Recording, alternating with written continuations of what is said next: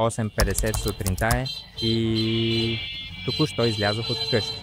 Можете да видите ЖП гарата напред на път за колежа. Моят сайт за писане има много трафик. Така че тук има много трафик. Слизам от главния път и вървя по този тротуар. Ще продължа малко напред. Ще стигна до железопътната станция, ако продължа малко напред.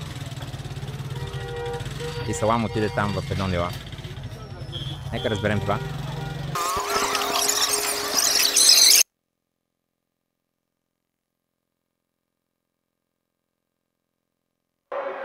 И тук в едно моля нещата бяха много смущаващи, защото нямаше никакъв ред. Тук микрофонът не е много ясен в едно ниво. Не можете да разберете какво казват по микрофона, но от ушите ви може да излезе насекомо. Не знам защо използват толкова нискокачествени микрофони. В този автобус те могат да се откажат от микрофоните, могат да сложат няколко добри микрофона или да говорят по-бавно, за да можем да чуем тези думи. Нани? Омае ва моу шиндеиру.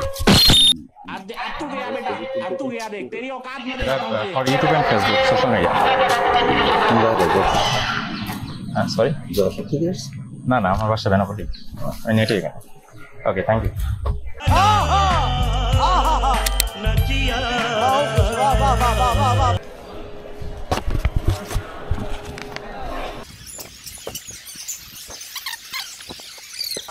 И в това има много шум, което означава, те не пускат тези отвътре навън.